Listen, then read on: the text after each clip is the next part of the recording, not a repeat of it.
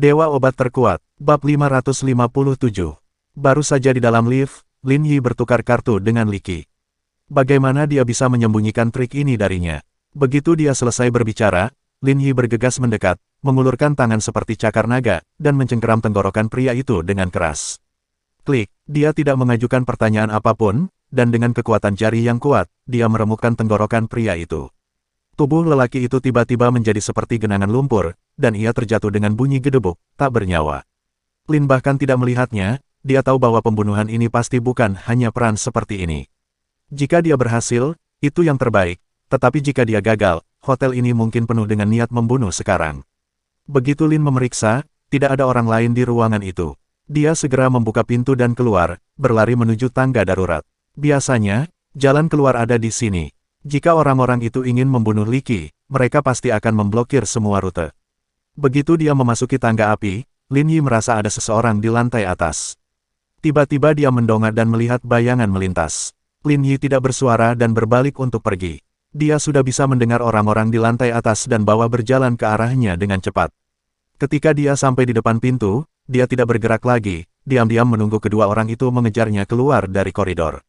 Tampaknya Lin Yi terkejut karena Lin Yi menunggu mereka di sini bukannya melarikan diri. Keduanya saling memandang tanpa bereaksi. Namun setelah beberapa saat, kedua orang itu sadar. "Siapa kamu?" Salah satu dari mereka berteriak. Mereka yakin orang di depan mereka sama sekali bukan Li Qi. Mendengus, Lin Yi tidak berbicara omong kosong. Orang-orang ini selalu suka bertanya pada diri sendiri siapa mereka. Bagi orang-orang seperti mereka yang akan mati, apa gunanya mengetahui begitu banyak? Dia berubah menjadi sambaran petir dan bergegas keluar, seperti seekor naga yang mengibaskan ekornya, menendang keras dengan kakinya yang panjang. Salah satu dari mereka segera mengangkat tangannya untuk memblokirnya, tapi dia benar-benar meremehkan kekuatan kaki Lin Yi. Patah, seolah terkena cambuk baja, wajah pria itu berubah drastis, dan dia terbang mundur, menghantam pintu tangga darurat dengan suara keras. Dia memutar tubuhnya kesakitan, merasakan tulang punggungnya patah 2 kali dan kemudian berhenti bergerak. Ketika orang lain melihatnya, dia langsung merasa ada yang tidak beres. Dia takut orang yang diatur di ruangan itu sudah mati saat ini. Dia tidak berani ragu dan ingin mengambil tindakan terlebih dahulu. Dia mengeluarkan belati dari pinggangnya dan menikam Lin Yi dengan keras. Memanggil. Belati itu sangat tajam, tetapi tidak bisa mendekati Lin Yi. Namun, dalam sekejap mata, tangan pria itu ditangkap oleh Lin Yi. Klik, itu suara patah tulang. Lalu, terdengar jeritan yang menyayat hati. Lin Yi tidak menunjukkan belas kasihan, dan tidak ingin berbicara omong kosong kepada mereka. Dia menendang jantung pria itu, langsung menghancurkan hatinya dan menyebabkan dia langsung jatuh. 3. Lin Yi tidak berhenti dan terus mencari. Dia menemukan 8 orang di seluruh lantai ini. Mereka tersebar di berbagai tempat. Jika Li Qi dibunuh, tidak ada peluang untuk keluar hidup-hidup hari ini. Rencana pembunuhan yang diatur oleh orang-orang ini terhadap Li Qi dengan mudah dipecahkan oleh Lin Yi dalam waktu kurang dari 10 menit. Dong dong dong, Lin Yi mengetuk pintu kotak tempat Li Qi berada. Siapa? Suara malas Li Qi terdengar dari dalam. Apakah dia seorang teknisi? Sudah lama sekali dan dia masih belum datang. Hilang, Lin Yi berkata. Mendengar suara Lin Yi, suara gemerisik pakaian dengan cepat terdengar dari dalam. Lalu Li Qi segera membuka pintu dan berlari keluar. Apakah ini diselesaikan begitu cepat? Dia masih memikirkan apakah dia bisa dipijat terlebih dahulu dan melakukan pijatan minyak esensial di punggungnya. Siapa sangka dalam waktu kurang dari 10 menit, dia baru saja melepas pakaiannya dan Lin Yi sudah merawat orang-orang itu. Ini belum diselesaikan, Lin Yi berkata, pembunuh sebenarnya ada di bawah. Dia melirik Li Qi, kalau tidak, kamu pijat aku dulu dan aku pergi dulu. Li Qi dengan cepat menggelengkan kepalanya. Beraninya dia tinggal sendirian di atas. Dengan Lin Yi di sini, dia tidak takut pada apapun. Kedua orang itu turun dan berjalan menuju tempat parkir. Lin Yi menemukan ada sesuatu yang salah dengan situasi di tempat parkir. Awalnya tempat parkir penuh di sebelah mobil mereka, tapi sekarang semuanya dipindahkan. Apalagi ban mobilnya bocor dan tidak bisa dikendarai. Tak jauh dari situ, terdengar langkah kaki. Lin Yi berbalik dan melihat, itu adalah seorang pria dengan wajah feminin. Janggut di wajahnya tidak sesuai dengan aura feminin, terutama sosok kurusnya, yang terlihat sangat aneh. Apakah dia benar-benar di sini untuk membunuhku? Li Qi bertanya, apakah kamu tidak menyukai yang ini? Lin keluar segera setelah dia selesai berbicara, dan Li Qi sangat cemas sehingga dia buru-buru menjelaskan. Kakak Yi, aku berakting terakhir kali. Aku benar-benar tidak tertarik pada laki-laki. Jangan salah paham, Lin Yi terlalu malas untuk mendengarkan omong kosongnya, jadi dia melangkah maju dan terbang seperti sambaran petir. Dan pria kurus dan feminin juga mengambil tindakan. Bang! Hanya dengan gerakan pertama, pria feminin memahami betapa kuatnya Lin Yi. Dia ceroboh dan dengan cepat mundur beberapa langkah, matanya penuh ketakutan. He Feng tidak mengatakan bahwa ada guru yang menakutkan di samping Li Qi. Pantas saja para pecundang di lantai atas tidak bisa membunuh Li Qi dan membutuhkannya untuk melakukannya sendiri. Tapi sekarang sepertinya dia tidak bisa membunuh Li Qi jika dia melakukannya sendiri. Mata pria feminin itu penuh dengan kesungguhan. Dia mengamati Lin Yi dengan hati-hati, lalu menatap Li Qi yang berdiri di sana seolah sedang menonton pertunjukan, dan sedikit mengernyit. Dia sedang menghitung bagaimana cara menyingkirkan Lin Yi dan membunuh Li Qi dengan satu pukulan. Sekarang Li Qi jelas tidak menganggapnya serius, dia merasa bahwa dengan Lin Yi di sini, dia tidak akan diancam, dan dia bahkan tidak menjauh. Tiba-tiba, pria feminin itu mulai bergerak lagi, tetapi bukannya menuju Li Qi, dia malah menuju Lin Yi. Memanggil, memanggil, memanggil. Tiba-tiba, dia mengguncang lengannya dengan keras, dan dua anak panah tajam keluar dari lengan bajunya. Bajingan ini benar-benar bermain dengan senjata tersembunyi. Dua anak panah tajam terbang keluar, mengarah ke titik kritis Lin Yi. Pada saat penembakan, pria feminin itu segera mengubah arah dan menuju ke arah Li Qi. Dia mencoba membunuh dua burung dengan satu batu. Bahkan jika mereka tidak dapat membunuh Lin Yi, kedua anak panah tajam ini setidaknya dapat menahan Lin Yi sejenak, dan detik ini cukup baginya untuk membunuh Li Qi. Berhasil, pria feminin itu mencibir, matanya seperti ular berbisa, menatap Li Qi, dan tiba-tiba mengulurkan tangan, berniat mematahkan leher Li Qi. Tapi dia menemukan bahwa Li Qi masih berdiri di sana, tanpa rasa takut atau gugup di wajahnya. Tatapan dia menatapnya bahkan menunjukkan simpati, memanggil. Tiba-tiba, suara keras menerobos udara datang dari belakang, dan pria feminin itu merasakan hawa dingin di punggungnya. Dia berbalik tiba-tiba dan melihat bahwa dua anak panah tajam yang dia tembakkan ditujukan padanya. Bab 558. Apa yang terjadi? Pria feminin itu sangat ketakutan sehingga dia tidak peduli untuk menyerang Li Qi lagi, dan dengan cepat berbalik ke samping untuk bersembunyi, tetapi panah tajam itu jauh lebih cepat daripada yang dia tembakkan. Memanggil, memanggil, meski sudah berusaha sekuat tenaga, lengannya masih tertusuk panah tajam, langsung menusuknya. Uff, percikan darah. Ah, pria feminin itu menjerit, berguling-guling di tanah, dan segera menutupi lukanya. Lengannya berlumuran darah dan dagingnya terkoyak.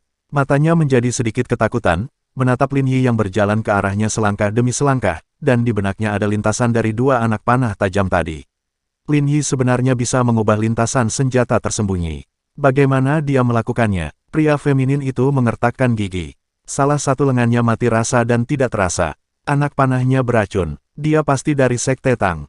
Ketika Lin Yi berbicara, pria feminin itu mau tidak mau mengubah wajahnya sedikit. Sekilas dia tahu bahwa dia berasal dari Sekte Tang, yang membuat pria feminin semakin takut. Saya tidak pernah menyangka orang-orang dari Sekte Tang akan melakukan hal tercela seperti itu.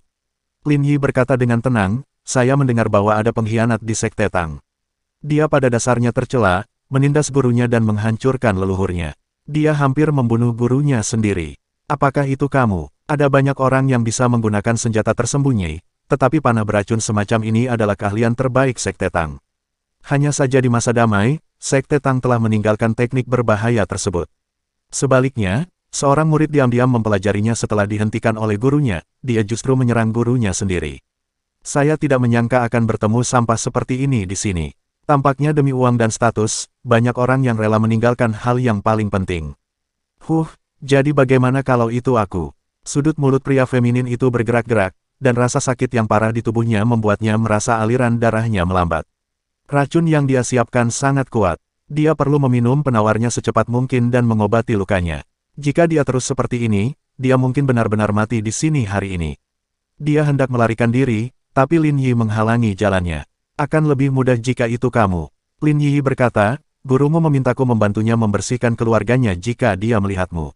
Arogan, pria feminin itu sangat marah. Membersihkan portal, dia tidak pernah mengakui bahwa dia berasal dari Sekte Tang. Tidak ada seorang pun yang memenuhi syarat untuk membersihkan pintunya sendiri. Begitu dia selesai berbicara, dia hendak mengambil tindakan, tetapi menemukan bahwa Lin Yi di depannya telah menghilang, dan yang terjadi selanjutnya adalah angin kencang yang bertiup dari satu sisi. Pria feminin dengan cepat berbalik ke samping untuk memblokirnya, tapi gagal. Bukan Lin Yi. Di sini, di belakangnya, suara Lin Yi datang, dan terdengar tamparan yang kuat dan berat satu persatu. Patah. Dia menamparkan wajah pria feminin itu dengan keras dan membuatnya terbang menjauh.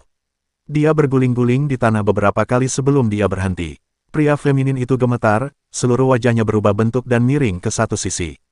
Kekuatan yang sangat menakutkan, tulang wajah patah dan berubah bentuk, darah muncrat dari mulut dan hidung.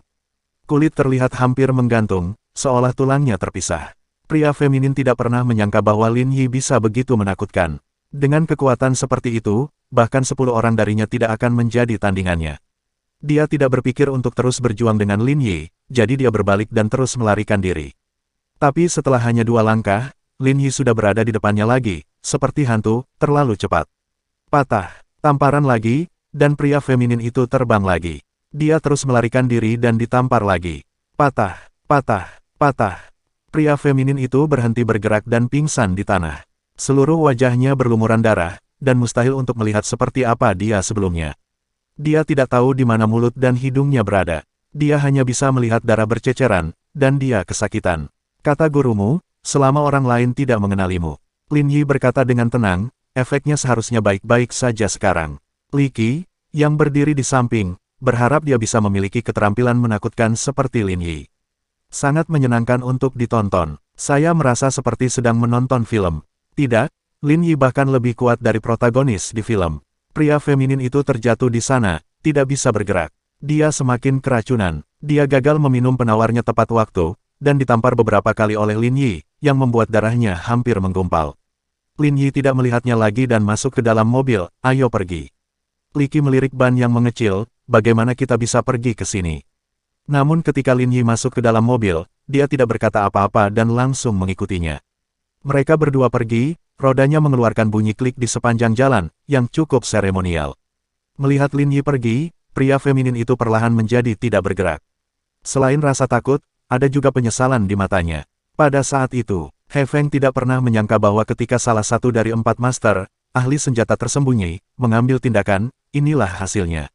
Ini adalah master dari keluarga O. Dia baru saja membunuh satu Li Qi. Mungkinkah ada master di keluarga Ye yang lebih kuat dari keluarga kaya raya mereka? He Feng tidak memahaminya sama sekali.